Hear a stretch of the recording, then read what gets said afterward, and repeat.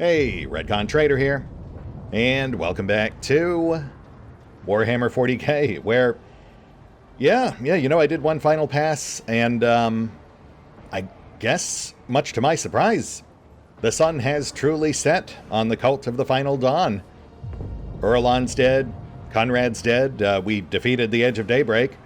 I'm not seeing any sort of follow-up hidden here, unless there's something once we get back to the ship. That's entirely possible. But it does feel like they're setting the stage for our surprise third act villain. Not really much of a surprise. I think we always sort of had suspicions about Calcazar, but you know, we'll see how it plays out. Let's see what comes next.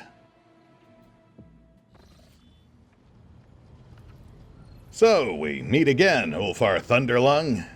Thorvald gives Ulfar a stern nod, then turns his steely gaze on you. Live long, rogue trader. Business has brought us to your Drekar. Ulfar, you maybe want to put some shorts on or something if you want to keep fighting evil today? Seriously, dude, what's going on here? Is this... I feel like this can't be intentional. But I guess we'll see where this goes. The traces of Halbrand's encounter with Ulfar's rock-hard forehead are still fresh on his face. The young wolf rests his hand on his axe. Greetings, brothers. What brings you here? Ulfar returns Thorvald's look with an equally fierce glare. For some reason, he has forgone his magnificent armor today and stands on the bridge, clad in little more than the physical perfection inherent to an angel of the Emperor. Okay, so it is intentional. Alright, touche, rogue trader. I can't wait to get to the naked truth.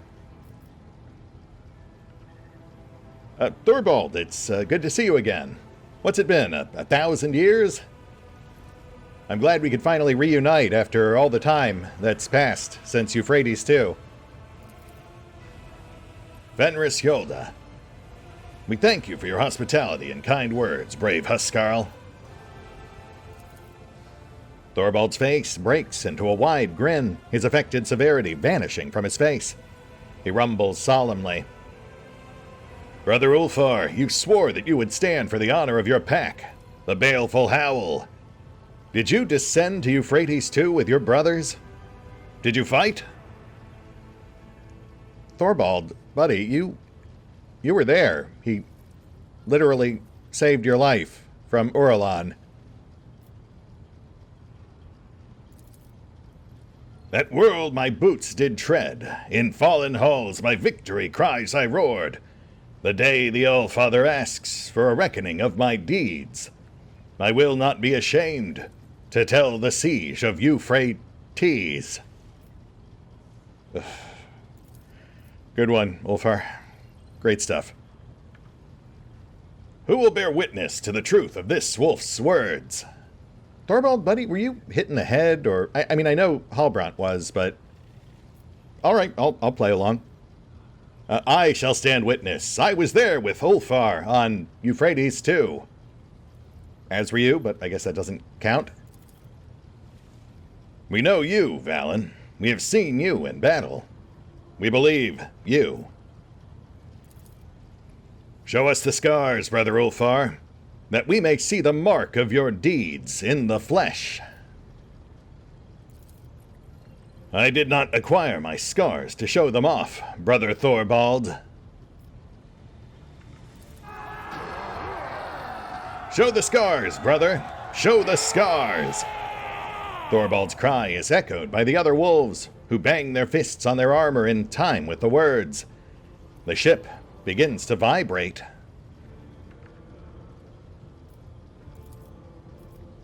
Ulfar's decision to appear at this meeting without his armor suddenly makes sense.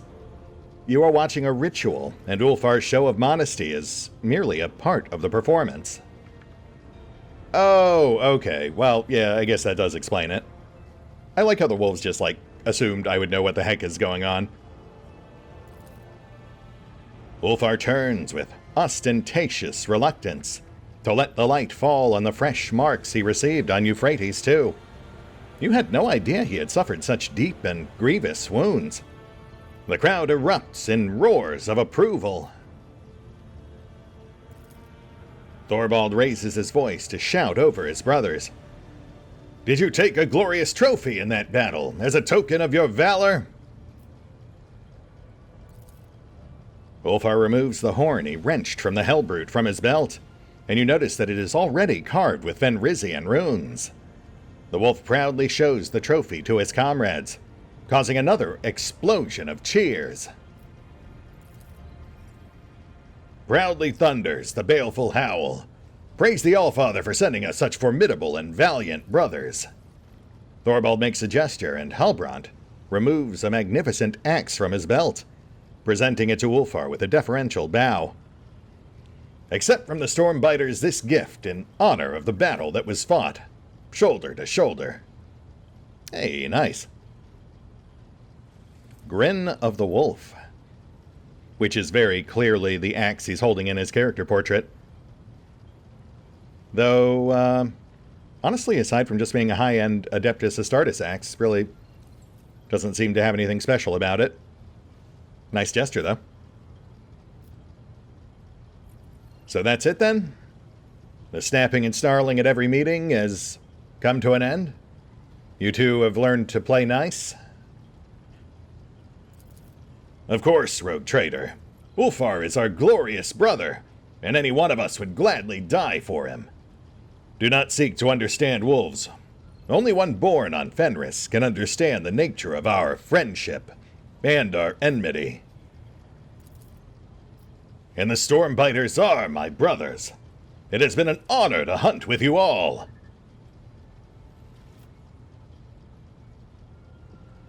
Indeed, it was an honor to fight alongside the Stormbiters, but Ulfar does yet remain a member of the Baleful Howl. Will you now tell him where his real brothers might be? The wolf hands you a data slate. The coordinates displayed on it are a monstrous distance from the inhabited worlds of the Expanse. I will not stand in Ulfar's way if he chooses to go searching, but, brother, you have proven the glory of your pack. Is it not time to sever this weird thread? With respect, I once again extend my offer to join the Stormbiters. The pack's plasteel marks are resting in Thorvald's outstretched hand. Forgive me, brother, but I must decline your offer, though my heart fills with joy at the thought of fighting alongside you. Ulfar draws a knife adorned with scarlet runes and slices his palm. I, Ulfar Thunderlung, swear before the Blackmane, and by the blood of Fenris, that I will not cease to seek my pack, until my own eyes behold them, alive or dead. I understand, brother. Thorvald sighs with regret. May Blackmane run beside your path. Fortify yourself, stoke your rage. I see that your heart is darker than the waters of the world sea, so I ask you, take care that you do not join those of whom we must not speak. I'm sorry, I know I'm just like an honorary wolf at best, but can I at least get a hint of who we're not supposed to be speaking about? You know, so I can avoid speaking about them in the future? Halbrand clears his throat and opens his mouth to reply, but he catches the sharp glances of Ulfar and Thorvald, and swiftly changes his mind. You do not need that knowledge, Edvetter. There are paths in the forest that only wolves ought to tread. I don't know, man. It feels like the last time you kept something from me, it turned out to be very relevant to what was going on. And I mean, it's only a matter of time before this comes back up too, but sure. Hey, so how about that new axe? Looks pretty nice. Thorvald grins in pride as he looks upon the magnificent weapon. Our rune priest quenched it in the blood of the despicable word-bearers who fell on Euphrates too. The blade is enameled with bone meal from the tooth of a Fenrisian kraken, and inscribed on it are the names of all the brothers of the baleful Howl pack. You know that a name inscribed on a Fenrisian weapon can mean different things, whether glorification of past heroes or commemoration of the fallen. Ulfar runs his fingers over the symbols, lingering first on one name, and then another. You are no expert in Fenrisian runes, but you can make out these two. Arnulf and Skadi. Right, the two who were captured with him and died in Camorra.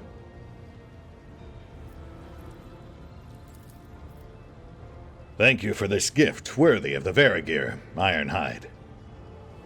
Ulfar tests the weight of his new weapon, and his face bears that satisfied expression seen only on the faces of true warriors who have found the perfect weapon for their hand. I also noticed you held on to the horn you took off that Hellbrute. I'm not one to question a Space Wolf, but you're sure that's a good idea? With something of a flourish, Ulfar shows you the angular yet graceful script of runes that wind around and around the gleaming horn. When I return to Fenris, I will drink mid from this while singing the saga of my march into the Coronis expanse. I mean, I wouldn't do that myself, but you do you. I'm sure that'll work out great. Anyway, so what comes next? You guys want to meet back up at Footfall or hitch a ride with us? Well, we should, probably return to our Drekar. You sense a question mark at the end of Thorvald's statement. Ulfar's face becomes serious, and he gives you a significant look.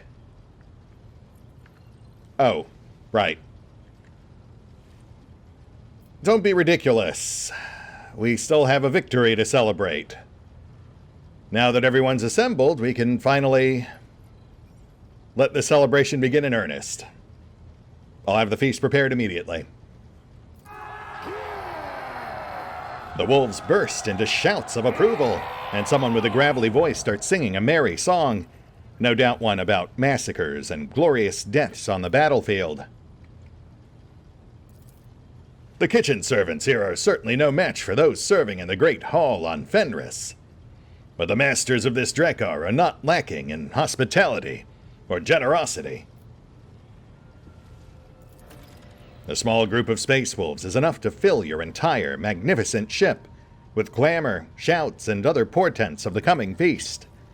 A formidable feast in which eating, drinking, and singing will be done the way wolves do all things, to their last gasp. Some very interesting choice of phrasing there. Certainly gives the impression that things aren't apt to end well for our space wolves. Baleful howl or otherwise. And no immediate follow-up, which I suppose does make sense if their fate is tied to whatever Kalkazar is up to. Though we do have a follow-up with Argenta. We'll obviously want to do that before we approach Kalkazar. I'm guessing that'll trigger on the next jump. But before we get to that, I do have a fair bit of bookkeeping to take care of. I've got to bump her up to our current level and do a bunch of trading with Danrock. So, one sec. Let me get that taken care of.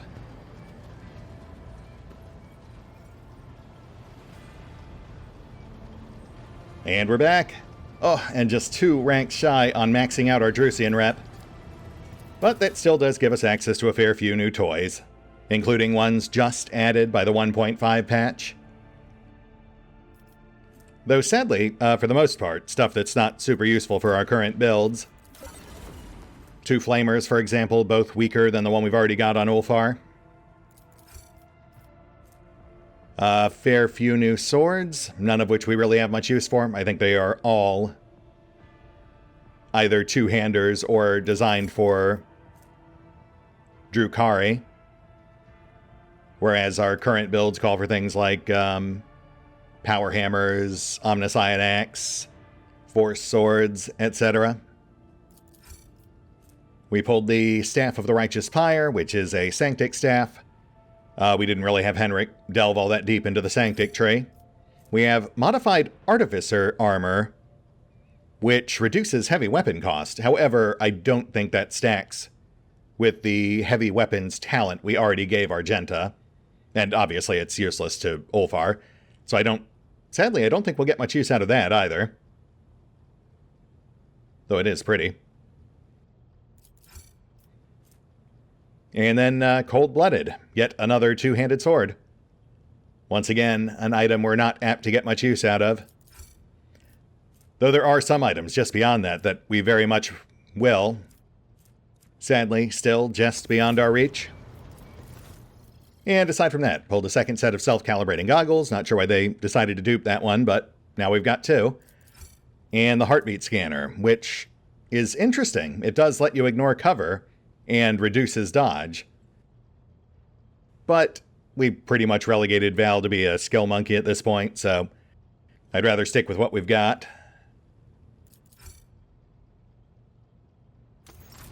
We've got a targeting visor, accuracy boost at extreme range.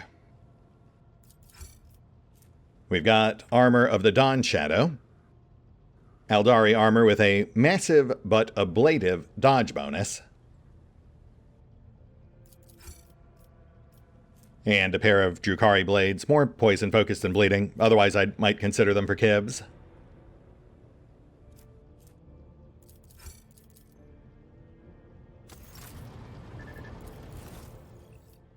And another, this one a stat reducer. Fairly trivial, considering that Kibbles kills most things she comes in contact with.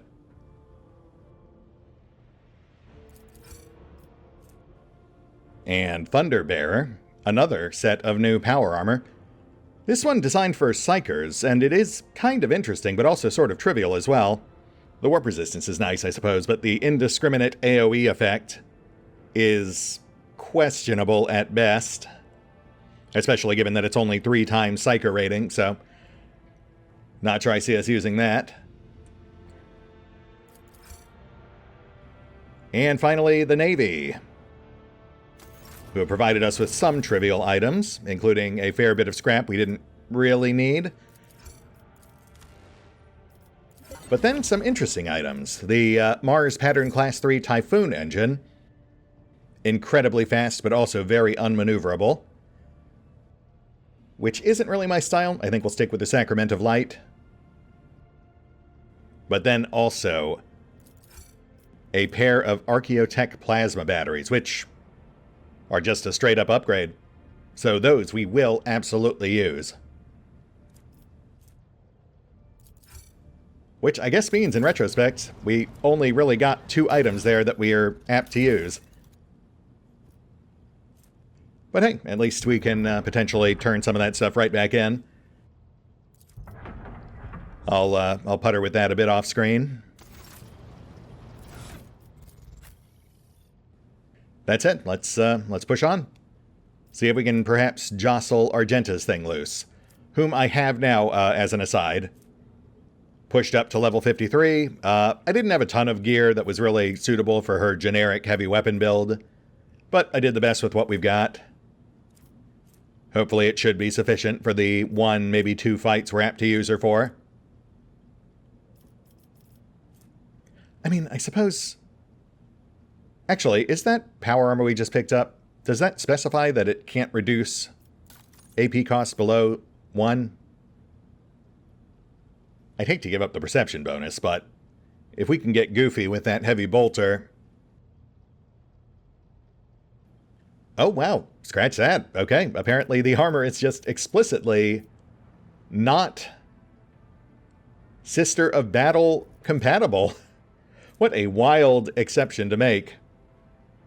Like, what, is she just not the right shape, or... Huh. Okay, fair enough. I guess that makes it an easy choice, then. We'll hold out for the dragon scale.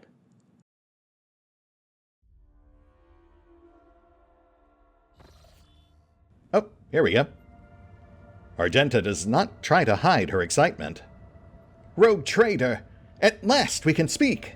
The victory on Euphrates, too, was invaluable in and of itself. But what great fruit it bore! I now know the way to Salus Prime, the planet where a great relic of the Imperium lies hidden. Yeah, I heard. You sure you're ready for this? My heart longs for battle, rogue trader. I have dreamt of a chance to kneel before the relic for so long, and it's right there, on that planet. And so are the heretics who dared to stop me from doing so the last time. Well, we will certainly see this thing through. Just toss Ravor the coordinates. My gratitude is yours, rogue trader. Uh-huh. I mean, maybe don't get too excited, Argenti. I do have a sneaking suspicion this isn't going to go the way that you seem to hope it will. Things rarely do in this grim, dark future we find ourselves in.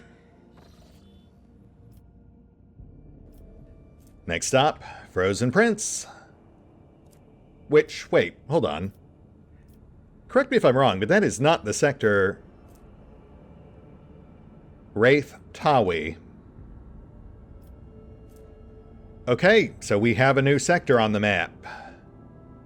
Is it just the one? Do we have another one out here somewhere?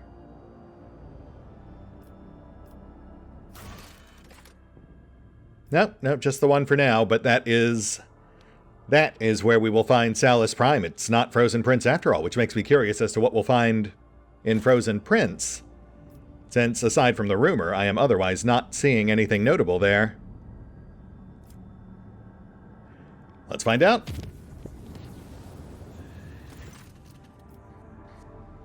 Your Lordship, the Choirmaster is reporting that the astropaths have received a signal. It states the following. Arch Mechanicus Hermetico is calling the unit Pascal Hanuman. Directive, visit. Priority, ahead of the queue. Purpose, discontinuing the cycle. It is followed by a set of coordinates. According to my data, the lost sacred vessel Hermetico is the flagship, headquarters, and last confirmed location of Archmagos Amarnot. I hereby request permission to immediately embark on an expedition. Pask, buddy, I'm happy to help, but you do realize this is almost certainly a trap, right? Set by the maimed hunter? I mean, we just had a big chat about it on Euphrates, too. No data are available. No hypotheses are available. The justification is irrelevant. If the blessed Amarnot summons me, I must comply with the directive. All right, buddy. We'll see what we can do. I am coming, Mentor. Phrasing. Lord Captain, the Security Watch reports that Lady Orselio is on her way to your chambers. I will see to it that no one interrupts your private conversation. Oh, thank you, I guess. What? Wait. I could have sworn we torpedoed our romance back on the Crone world. Like, that's how that resolved, right? We agreed she should go back to rule her house and make amends for her predecessor's actions. Are you still toiling? They sounded the signal hours ago. You might overstrain yourself at this rate. Cassie peers at you with worry, but her gaze quickly softens. Well, you know what they say. A rogue trader's work is never done. Nor a lady navigator's, it would seem. And I am afraid I am looking at the reason why. Cassia nods gracefully. The time I have spent with you has been the most cherished time of my life. You have freed me from the shackles of fear and disgust at myself. I no longer look away from the mirror. I am not ashamed of my powers, and I do not intend to hide from the world inside the cocoon I once built around myself. You have shown me the world, without pretense, the way it truly is. Cruel, unfathomed, treacherous, and full of the most beautiful things. And I've realized that life is not at all like the books we read. Each one of us writes their own story, as best they can, be it with ink, blood, paint on a canvas, or a blade that cuts the air. Impulsively, she grabs your hand and holds it to her chest. And I want... by the resplendent throne, I want to write my story together with you. She stops, holding her breath, and a wordless question forms in her eyes. Oh, wow. This is unexpected. I really did think we had, I really thought we had ended this already. For better or worse, but apparently some variable we set powered right through.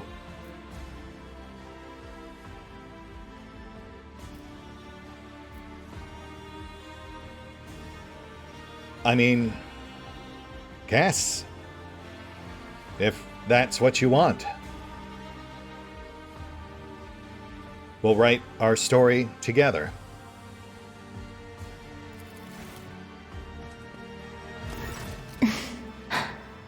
Do you promise to love me till the end of our days? Cassia leans close to your ear, and you feel the heat of her breath.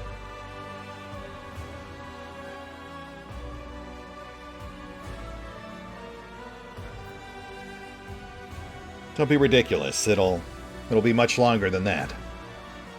Fair warning, it might get weird. Tonight is a special night. Let's make sure we never forget it. Her impossible eyes meet yours. Then her lips part in a smile.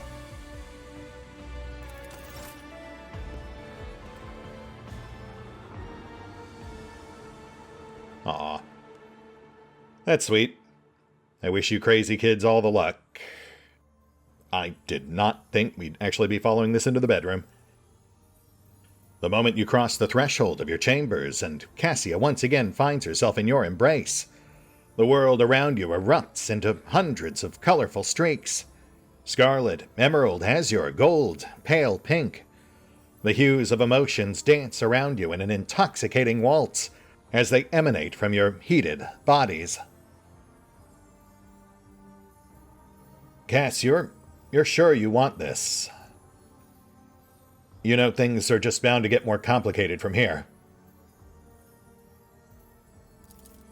Hush, and kiss me. Cassia pulls you close, and a golden glow falls over the two of you like a translucent veil. Your skin tingles with turquoise anticipation, and motes of every color are born from the coral mist of desire, and melt away somewhere between your bodies.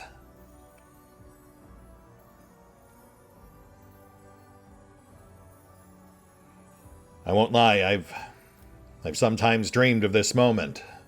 I never realized it would actually arrive.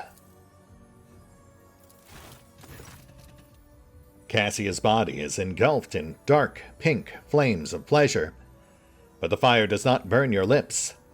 Each breath escapes in a cloud of resplendent silver, and you lose yourselves in the whirlpool of pure hues and desires. Come, my lady. Let us paint the night. Oh, my goodness, it's still going. No, please. Cassia rests on the satin cover, and your bodies are enveloped in a whirlwind of pale blue. Pink bashfulness hangs in the air, stoked by flashes of scarlet and gold. I love you. Swept away by the rushing torrent of emotions, you sense each kiss and each touch so much more acutely, and Cassia notices this. She reaches for your neck, bites it a little, and her sharp claws sensually slide down your back, leaving behind faintly stinging scratches.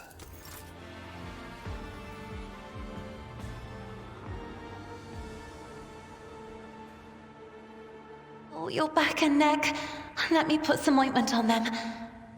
But am I mistaken? Or do you like my claws?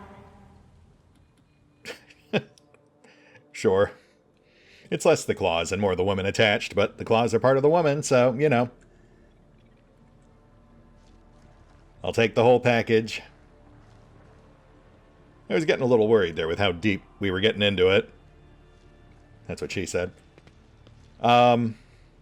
Yeah, wow. Okay, so I guess we did, in fact, get to run through the entire romance path. That is a pleasant surprise. I thought we had kind of spoiled it with our various questionable choices throughout the rest of the campaign, but man, that's it's nice to get some closure there. Also, in theory, we should have a new trophy here somewhere for Euphrates, too. There it is. Yeah, nothing too fancy, but just another reminder that we are indeed closing in on the end. That and the conclusion of Cassia's romance path both. Let's go have a quick follow-up chat with her, shall we? See if she has anything new for us.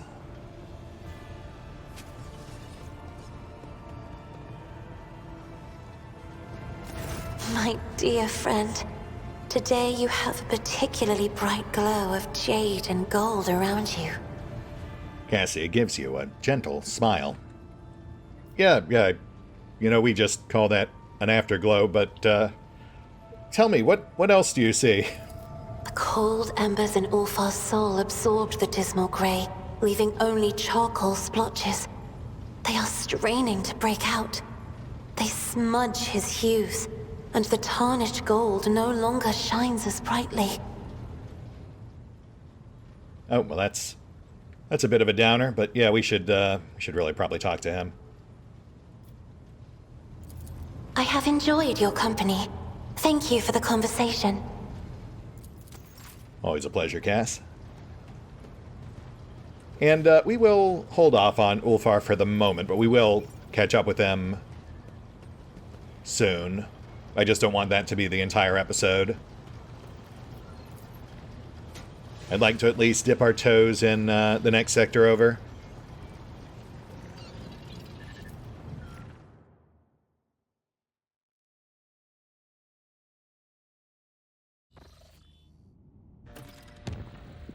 Oh.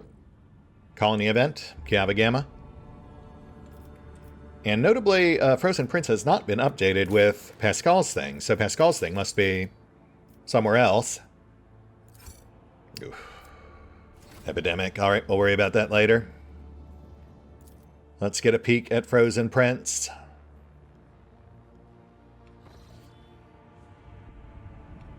No markers, no enemy fleets. So yeah, this doesn't feel like it's where we're supposed to be, at least not for... Obviously not for Argenta's thing, but also not for Pask's thing.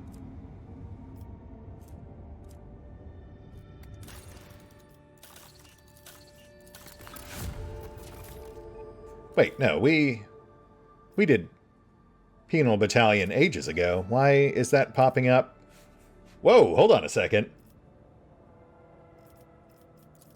What's all this noise?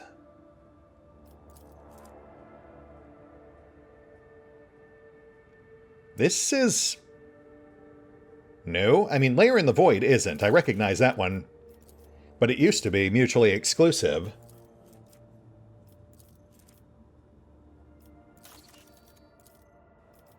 Oh man, we've got a... Okay, right. Apparently we've got some new colony projects in the mix. Hold on, let me... Yeah, give me a second to process this. Seems like we've got a bit more on our to-do list. And we're back. Okay, yes, it would seem that aside from adding some new projects, they also made several of the old projects no longer mutually exclusive. So yeah, we've got an average of 2 to 3 new projects for every planet. And multiple of these projects grant Drusian rep, which will immediately max us out. Let's go down the list. Cemetery of the Faithful. The foundation of an honorary cemetery for the repose of the dynasty's best servants will create a new tradition in the Protectorate. Trivial cost grants us Blessing of the Fallen, flat +5 evasion. Also Drusian rep, that'll get us to the final tier, and a Protectorate-wide complacency bonus. Instant completion. And then we've got this one, Holy Prey. In these dark times, a number of individuals in the Expanse have become known as honored saints. There is an opportunity to lure one such figure to Foulstone and kill him in secret. His remains will become a valuable relic. You know what? I feel like that's maybe not something we'd do. We'll maybe pass on that one. Next up, Janus, where we do not have maxed out stats, so we can only do one for now. But we'll go with this one, the Science of Virtue. All of the corruption on Janus originated in the sophistries of unholy scholars. Reverend Hieronymus Doloroso, a preacher of the cult of St. Drusus, is going to visit Janus to perform the procedure of blessed delimitation of the agri-complexes and demarcation of the irrigation systems. Are you absolutely sure about that? I feel like he might not actually be the best person for that, or in a great position to do it. Instead of relying on the advice of godless genitors, he will be guided by the wise examples set in hagiographies of the saints, the teachings of righteous scriptures, and the pious sacred geometry of the iconographers.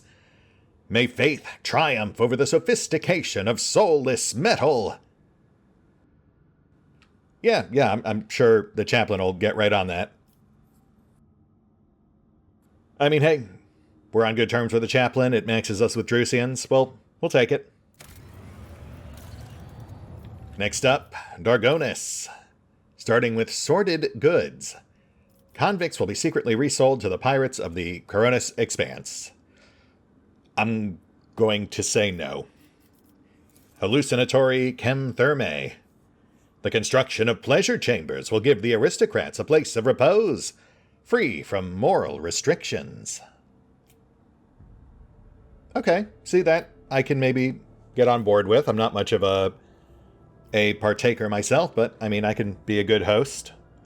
Slightly heretical, sure, but also profitable and relatively harmless, I want to say.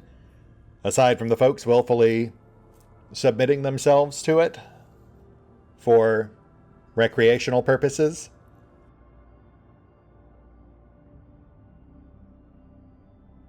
Yeah, I can swing that. And scriptorium schools. To teach the serfs to read and thus produce educated servants under the supervision of monks would be as useful as it would be dangerous. But also very much in Val's wheelhouse. Cost us a bit, but I would say the Protectorate-wide efficiency bump and other assorted benefits and just, like, improved quality of life are well worth it. Besides, we'll pull profit from a few of these other ones that'll more than offset it. Viabos 6. Lair in the Void. The abandoned void station in orbit around Viabos 6 may be turned into a secret den for the pirates of the Coronis Expanse. Which is an interesting one, because on the one hand, we don't necessarily super trust them, but we are on good terms with them. It would get us iron eye grenades and profit and Protectorate-wide security, I guess, because we'd be working with them rather than against them. Yeah, alright. Holy Servitude. The Drusians always need new pilgrims, and convicts will be an adequate fit for this role. Which would cap us out. Also, some extra profit and a ring I'll never use, and some complacency we don't really need. Yeah, okay. As long as it's their choice and they're not being, like, press-ganged. Purification by death. In the Expanse's darkest hours, convicts may take the martyr shift and descend into the mines, never to resurface, thereby clearing their name. Ooh, that's a tricky one. Again, the word may implies that it is by choice, that they may choose to take on the riskiest shift and potentially give their lives in exchange for posthumous clemency. I mean, I've got to say at this point, I feel like we've given them plenty of other options if they'd rather go with something else. Become a pilgrim, go man that planet-side fortress in the wilderness, or various other ways to potentially work towards early release or forgiveness in the eyes of the Emperor. This is just one more option for people to, I suppose, consider. And Kiava Gamma, starting with Dark Experiments. Oh, actually, Decree on Diligence. Issuing this decree will significantly tighten production quotas, dooming laggards to being processed into corpse starch, which will encourage the most diligent servants. Hard pass. We are not doing that. Dark Experiments. Secret experiments with the wrecks of Xenos ships will be conducted at the orbital shipyard. Yeah, okay. That's absolutely more in Val's wheelhouse, which nets us a +5 bonus on crit hits versus Xenos, as well as the Titan Forge Lance, which I feel like is something we already have, but I'll certainly take another. And rep we don't need, but we'll take it. And finally, Sacrilege of Creation. The heresy of creativity may bear practical fruit if subjects are allowed to secretly produce the mechanisms they invent. First of all, I love that icon. Second, you know what? Early game Val might have actually dabbled. Heresy or not. I feel like late game Val, though, knows better. Also, we don't really need those boots. I mean, I don't think it would fit any of our builds, so I think we'll pass. Which really just leaves these last two on Janus, the ones we'll have to wait until we actually start jumping around to do. We've already said we're not doing payment in organs. Which really just leaves this one. Death Cult of the Reaper Emperor. The decree requires that all redundant members of the community give themselves to the land, allowing themselves to become a nourishing compost, on which the sprouts of future prosperity will burgeon. Pass.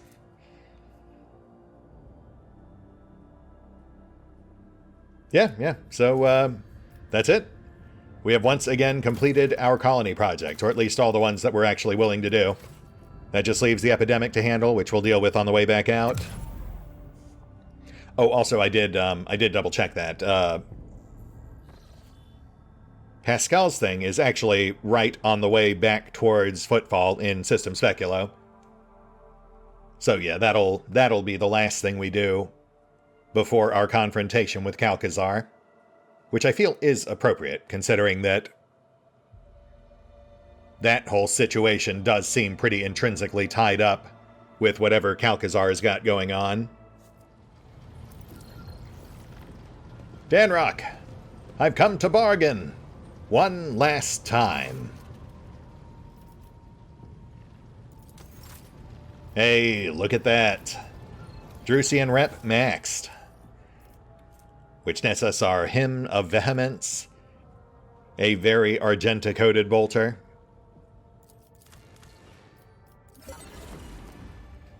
our Undertaker, a... Oh, what do they call those? They were in Necromunda. They were the Vindicator, the weapon of choice for the Redemptionist Zealots. Awesome, impractical, and sadly, not a fit for any of our current builds. But man, if that did classify as a sword, I would be very tempted to try to rebuild Kibs around it. And then the Dragon Scale Power Armor, which it turns out is actually PASC-coded. I was planning on possibly tossing it to Argenta, but it turns out she can't actually use it, so I guess not. Which means I'm actually not sure which Power Armor to give Argenta, because none of them really lend themselves to her build. At least, not the one she can actually equip. And that's that. Another thing off our to-do list. We are officially done with Faction Rep. Colony Projects, Faction Rep, Romance Path. All finito, at least for now. Pending anything else added by the final 2 DLC, I suppose. As for the Dragon Scale, it is hard-coded for PASC, but I'm honestly not sure we want to switch into it. I will say it does have the edge on armor, but it drops the ball on deflection because, man, 10-5 is a pretty harsh swing.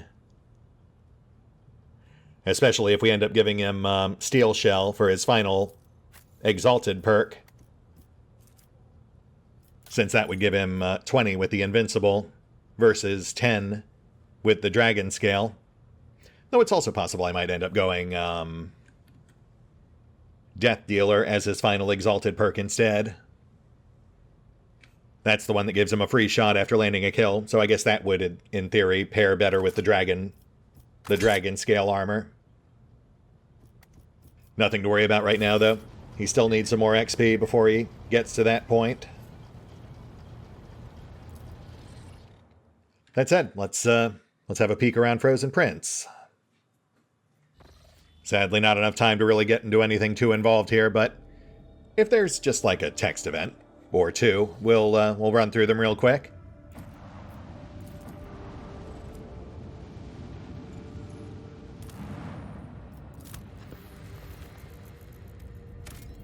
Oh, well, I guess that answers that.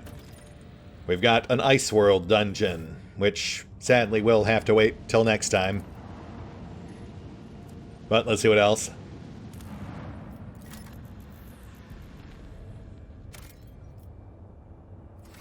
Trivial Plasteel Deposit, pass. Not that we could do anything with it even if we wanted to.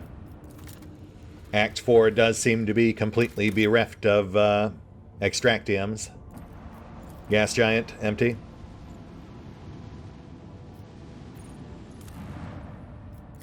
And Planetoid. Plasteel Deposit. Otherwise empty. So it is just this, which also must be the source of our rumor. Our Emperor's Miracle, which sounds like it would be something Argenta-coded. But given the lack of quest markers, it seems to be something completely separate. Which does pique my curiosity. But no, we've got to tap the brakes here. We'll lead with that next time. Still though, very productive episode. Would have been nice to get a fight in somewhere, but you know, it really does mark that we're coming in towards the final stretch. A lot of mechanics starting to wind down. A lot of threads either tying together or just wrapping up entirely. Man, it's gonna be weird. I'm gonna miss this game once we're officially done with it, though I guess we will still have the last 2 DLC to look forward to. Those will, as I've said before, basically just be like retroactive little minis of their own. Done after the fact, but retconned back into the main campaign. Nice to live up to my actual namesake every so often. But I digress. We'll hit the pause button for now. We'll take care of the usual off-screen bookkeeping, go mull on equipment loadouts a bit more. And we will pick up here next time for our cold open. See you then.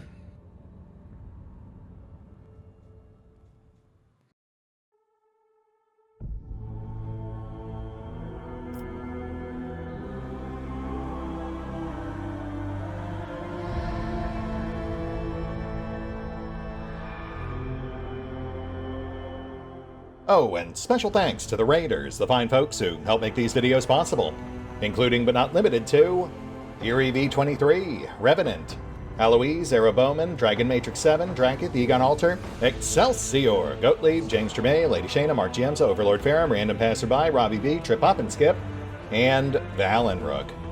Thanks for your support, guys. That said, if you'd also like to help support the channel, then feel free to push the buttons that do the things. Trust me, it does make a difference.